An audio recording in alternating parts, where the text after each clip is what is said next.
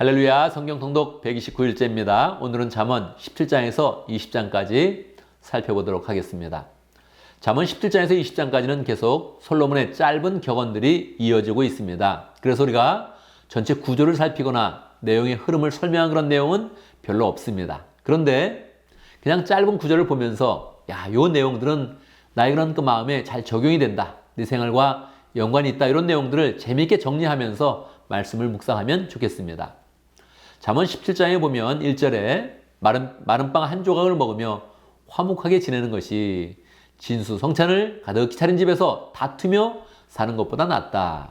솔로몬의 잠언에 많은 그런 그 내용들이 대꾸를 이루고 있습니다. 대꾸를 보여주면서 우리에게 비교해서 정말 가치 있는 것이 무엇인지 살펴라 이렇게 가르쳐주고 있는 것이죠. 이 내용 가운데서 마른 빵을 먹고 산다면 너무 힘들죠? 그렇지만 화목하게 사는 것이 우리의 그런 삶 가운데 얼마나 중요한지를 우리에게 가르쳐주고 있습니다. 6절에 보면 손자는 노인의 면류관이요 어버이는 자식의 영광이다 그렇게 가르쳐주고 있습니다. 이런 진리는 우리가 나이가 들 때까지 깨닫기 어렵습니다. 그런데 솔로몬이 이것을 젊었을 때 이야기했거든요. 그러니까 솔로몬은 정말 하나님의 지혜를 가지고 인생을 꿰뚫으며 우리에게 지혜를 나눠주는 것입니다. 우리의 삶 가운데서도 손주를 잘 안고 나의 면류관이다 이렇게 기뻐하는 그런 때가 있으면 좋겠습니다. 12절 어리석은 일을 하는 미련한 사람을 만나느니 차라리 새끼 빼앗긴 앙컴을 만나라 그렇게 이야기하고 있습니다. 그래서 우리가 그런 삶 가운데 미련한 사람과 연관을 짓고 자꾸 엮이고 함께하는 것이 정말로 위기다, 위험한 일이다 이런 것을 우리가 삶 가운데 깊이 깨달아야겠습니다. 18장으로 넘어가 봅니다. 18장에서는 화목하고 지혜롭게 사는 그런 삶을 우리에게 제시하고 있습니다. 9절 자기 일을 게을리하는 자는 이를 망치는 자의 형제간이다. 그래서 19장에서는 조금 더 화목하면서도 지혜롭게 어떻게 살아야 되느냐 그렇게 생각하는데 게으르면 안 된다 하는 중요한 그런 일을 가르쳐주고 있는 것이죠.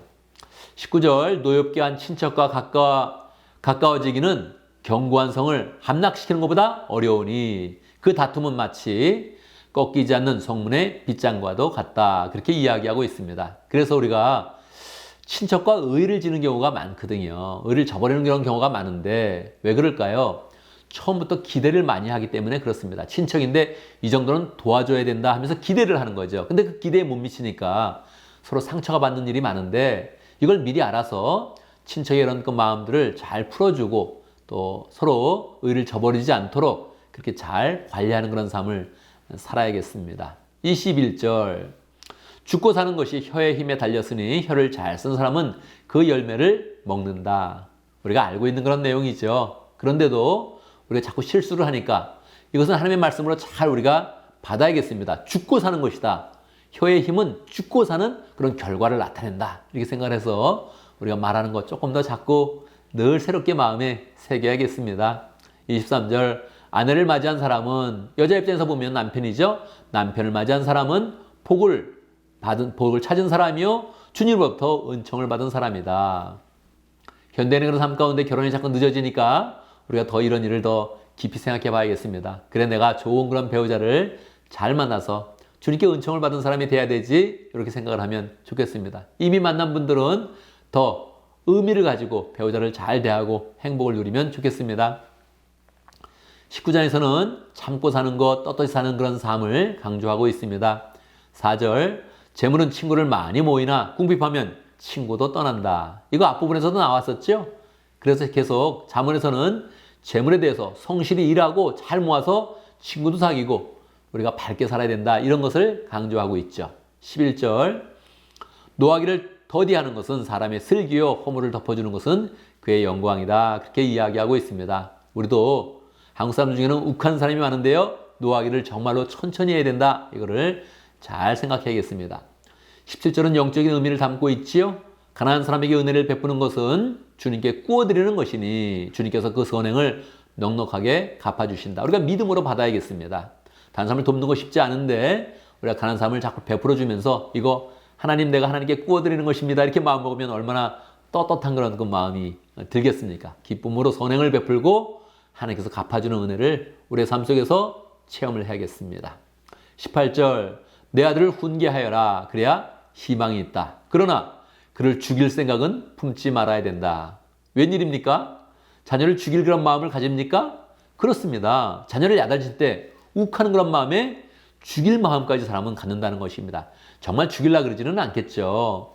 워낙 자녀에 대해서는 사랑하는 마음이 커서 기대가 커서 이 마음의 상처가 큰 것입니다. 그래서 에이 하면서 이 자녀를 죽일 그런 마음까지 갖는다는 것입니다. 솔로몬은 벌써 그것을 꿰뚫면서 우리에게 이야기해 주는 것이죠.